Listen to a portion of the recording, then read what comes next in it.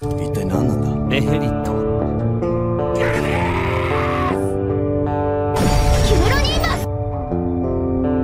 Now there is no hope. へえ。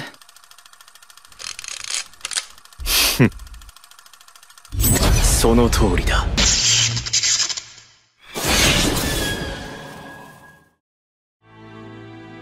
En el video anterior, finalmente conseguimos saber un poco más sobre el pasado de Gisu no Kadia y cómo sus acciones condenaron a su clan demoníaco a la extinción. Lo dicho surgió a raíz de una plática con Badi-Gadi, el dios de la lucha, a quien trató y consiguió convencer de ser su aliado en la lucha contra Rudius y el dios dragón. Hoy les contaré sobre otra tragedia, una que terminaría marcando el curso de la historia de ese lugar para siempre, dejando una cicatriz que se reflejaría hasta en el mapa del mundo con la separación de una masa de tierra en dos continentes. Pero antes de comenzar, les recuerdo que tengo otro canal donde resumo y comparo novelas como Danmachi y Eminence, en el cual traeré cosas nuevas y en el que a veces hago directos. Sin más que añadir, comencemos.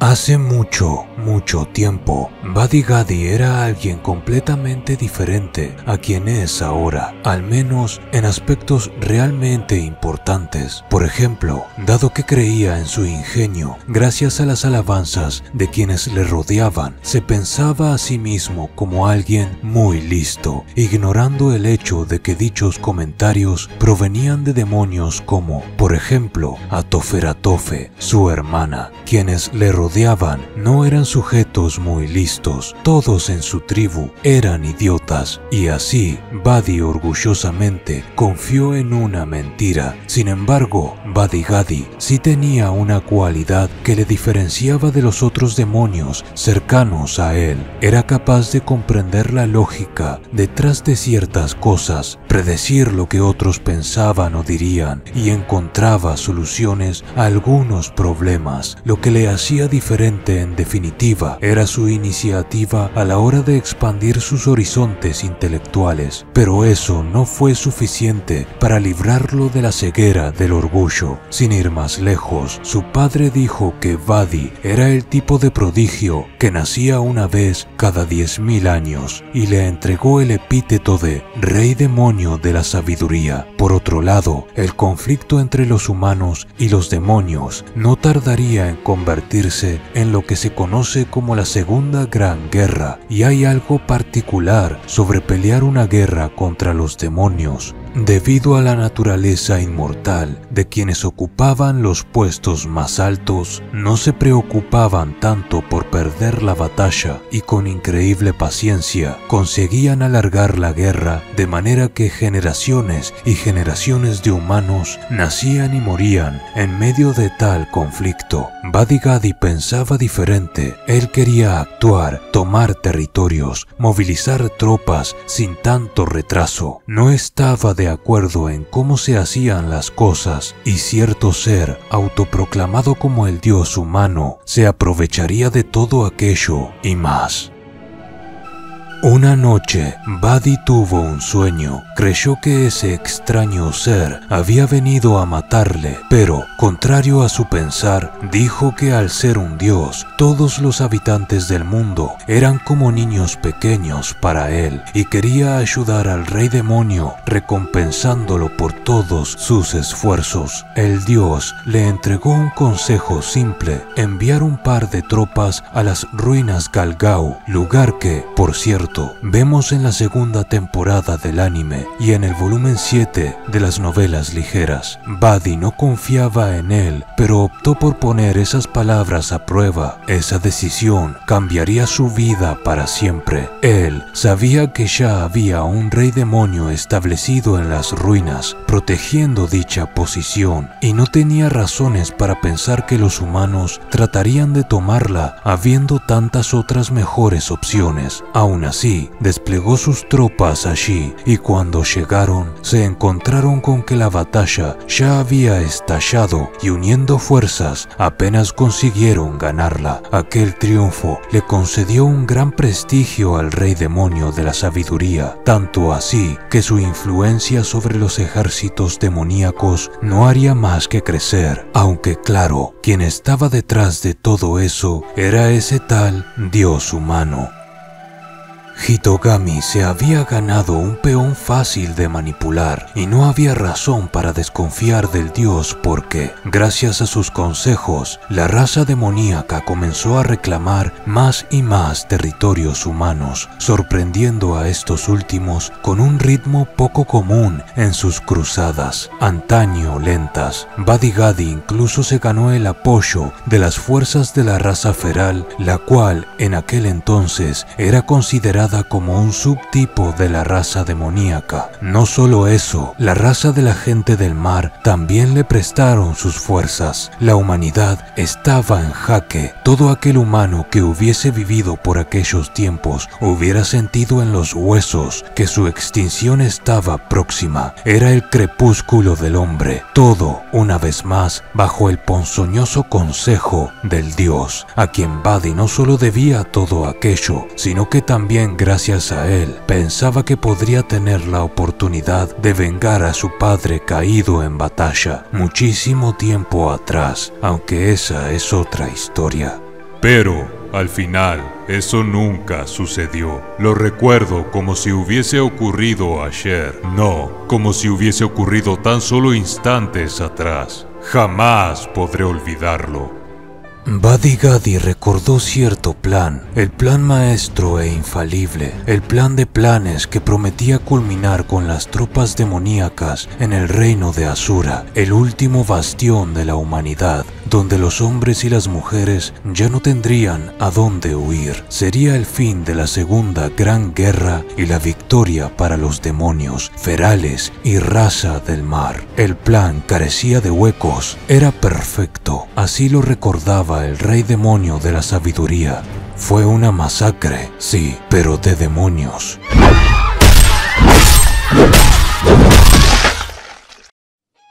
Badi no podía creerlo cuando arribó. Alrededor de 10.000 de sus guerreros y guerreras tendidos sobre el campo de batalla en un océano de sangre, todos muertos. Era una carnicería. ¿Cómo rayos había podido suceder algo así? Una cosa era clara, todos exhibían rastros en sus cuerpos de la misma brutal técnica.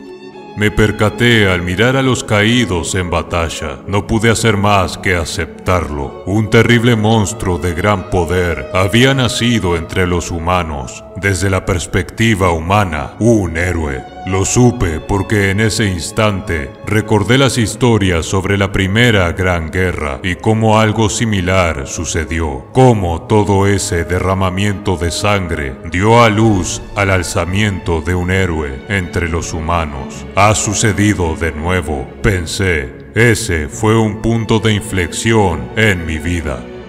Tras aquella masacre, las cosas se tornaron oscuras para el rey demonio de la sabiduría, porque sin importar qué hiciera o cuánto lo intentara, todo acababa en derrota por culpa de ese monstruoso héroe humano. Lo curioso fue que, tras conseguir información de algunos supervivientes demonios, supo que ni siquiera los propios humanos sabían quién rayos era su héroe. Simplemente aparecía de la nada vistiendo una llamativa armadura dorada y diezmaba al enemigo, guiando a los humanos, quienes no tardaron en apodarle como el Caballero Dorado Aldebarán. La gente la conoce como la segunda gran guerra entre humanos y demonios, pero no es una exageración decir que la guerra realmente fue entre los demonios y Aldebarán. Eventualmente el cúmulo de derrotas terminó con nuestras fuerzas acorraladas en un último bastión en el continente demoníaco, el castillo Kishirisu.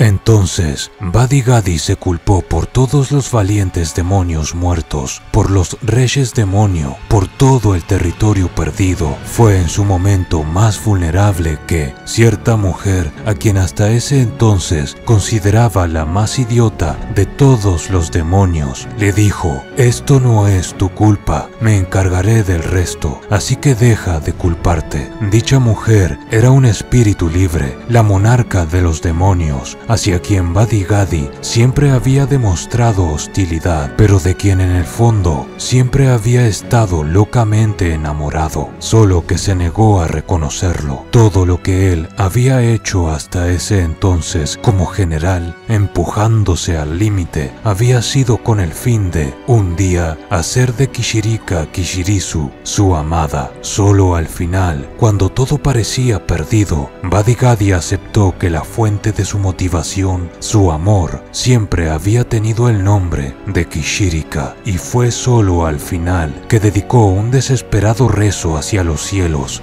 por favor, ayuda a esta mujer, ayuda a la raza demoníaca, y haré lo que sea, lo juro.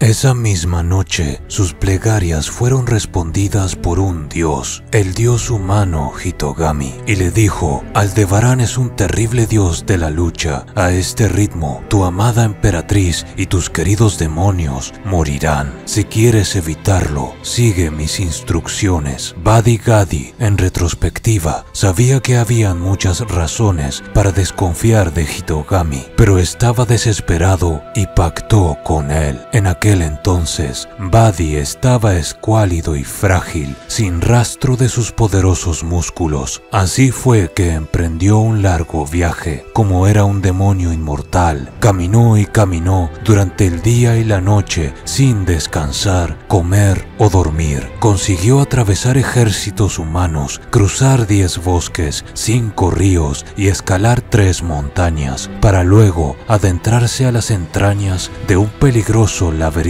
que ya no existe. Al final del laberinto lo encontró, un extraño vial de color púrpura que, antaño medicinal, había sido alterado por la extraña naturaleza del mana de dicho sitio. Hitogami le había dicho que ese elixir era especial. Con él, ningún ojo demoníaco en la existencia sería capaz de verlo. Dicho y hecho, Badi-Gadi lo bebió. Tras ello, continuó su viaje. Corrió dejando frondosos valles y nevadas praderas detrás, y luego escaló la montaña más alta sobre la tierra. Allí encontró un set de armadura dorada. Cuando la vio, Badi pudo sentirlo. Algo en ella era realmente siniestro, maligno, con el poder de embrujar a quienes pusieran su mirada sobre ella. Hitogami le había dicho que quien la usara tendría un poder invencible, aún y a pesar de sus instintos, gritándole que era una mala idea. Rompió el sello y la usó, y entonces perdió el control.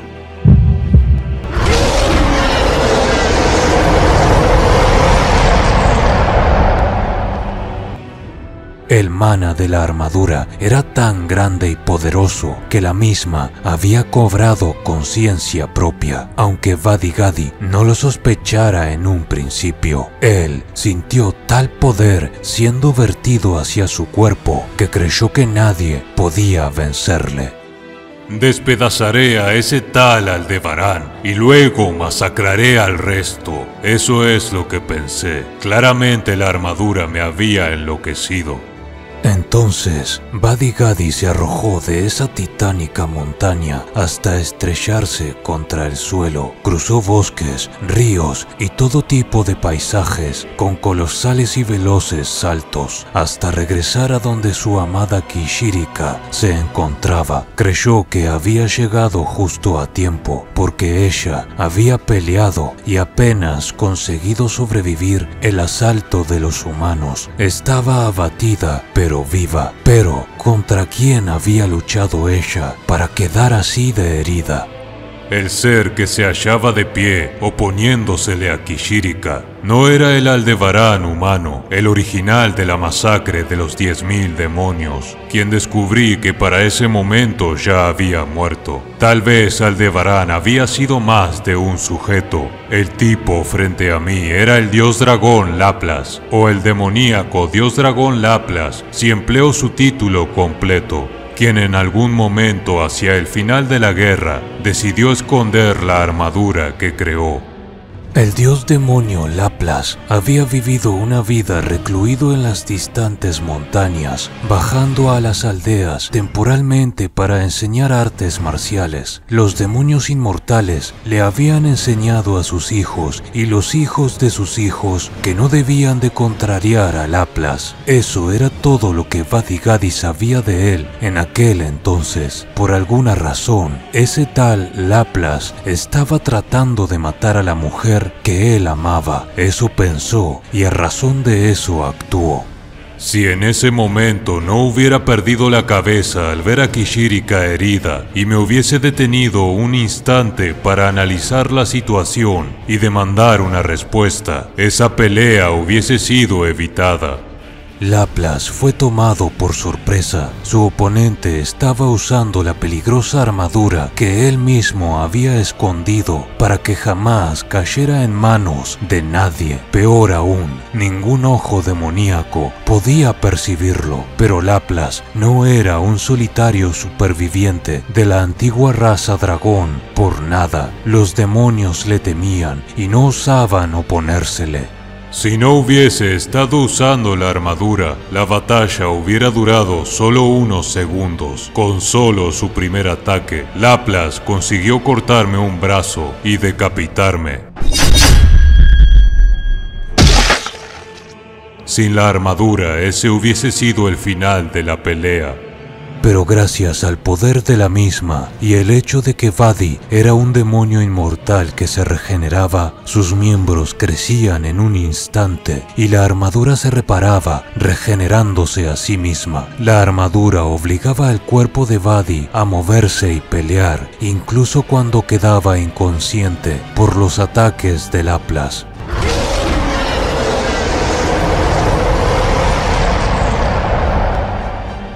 La batalla fue feroz. Si Laplas cometió un error en su vida, fue el ignorar la posibilidad de que alguien encontrara y usara la armadura que él mismo había creado. Yo no tenía muchos recursos o conocimientos sobre cómo pelear, pero la armadura, sí, la misma había absorbido todo tipo de conocimientos de armas, imitado todo tipo de artes marciales, podía analizar el flujo de la batalla, poseía un repertorio de más de 1000 técnicas secretas y podía escoger la más óptima según la situación. Entre dichas técnicas, algunas habían sido creadas por el mismísimo Laplas tras años de investigación. Fue irónico que, de entre todas las que creó, había una en particular que era fatal contra él mismo.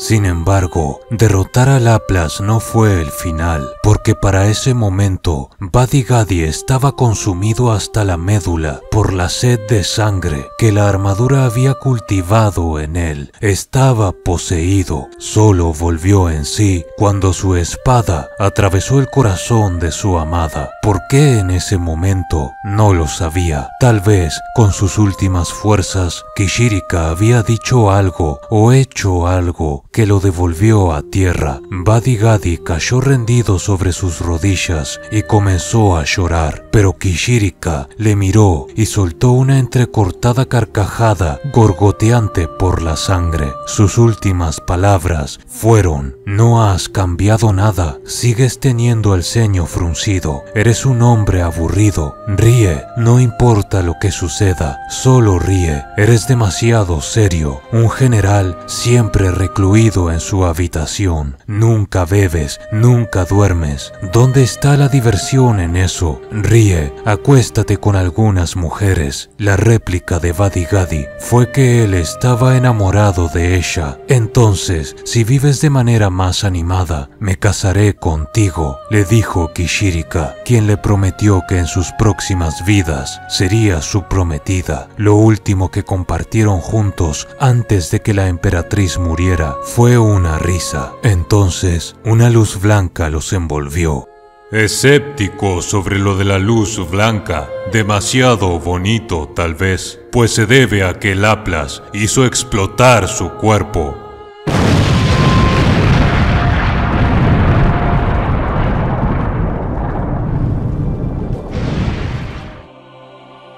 Fue un arte secreta que Laplace había preparado para reencarnar en caso de que estuviera a punto de morir. En la explosión, las partículas más diminutas de su ser se dividieron en dos y se esparcieron por toda la materia conocida en el mundo, lo que se conocería como el factor de Laplace. Pero fue realmente esto lo que sucedió, pues el desquiciado Hitogami había planeado una manera de dejar dicha técnica incompleta. El arte secreta que la armadura empleó para derrotarle fue lo que alteró dicha técnica, haciendo que la mitad del mana de Laplace destinado a ejecutar la técnica se saliera de control y provocara una explosión. Así nacieron el dios demonio y el dios de la técnica, algo que no formaba parte de la intención original de Laplace. El demoníaco dios dragón Laplace, tal y como se conocía, había muerto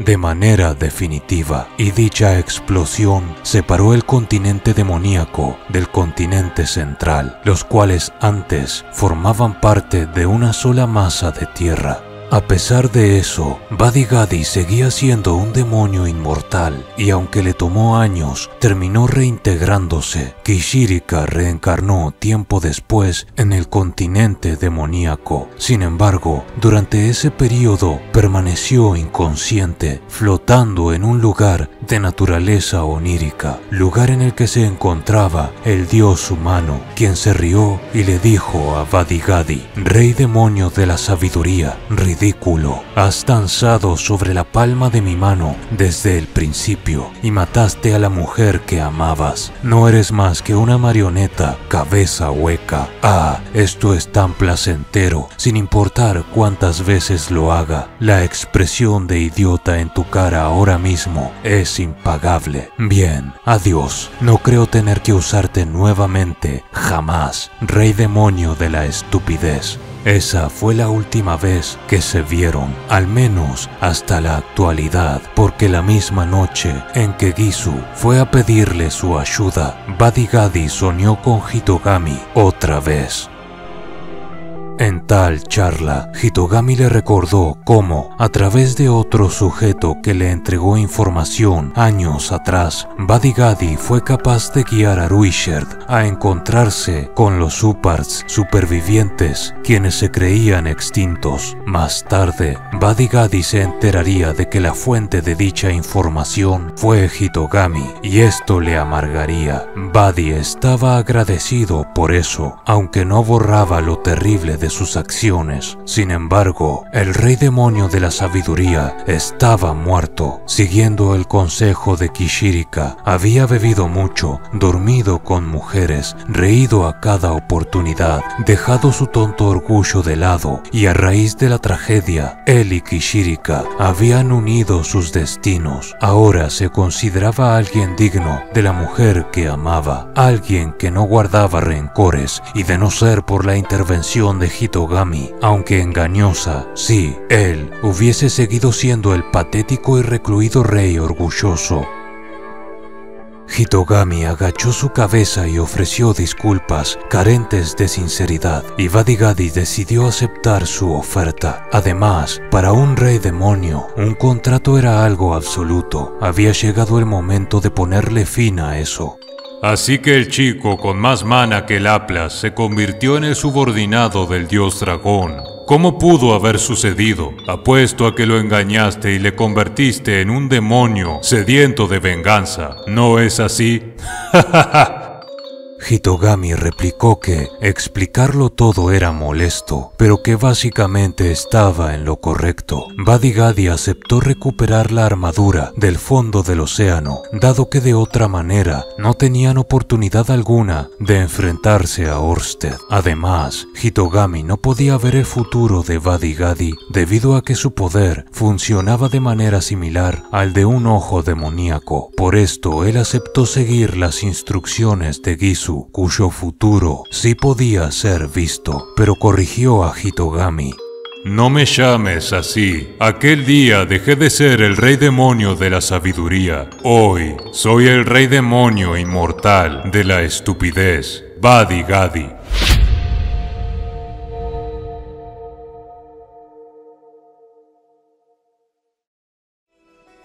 Estos videos son posibles gracias a los miembros y donaciones por PayPal, Ko-fi y supergracias de Fallen One, Joseph Mayenberger, Decradios y Robe de Abraham.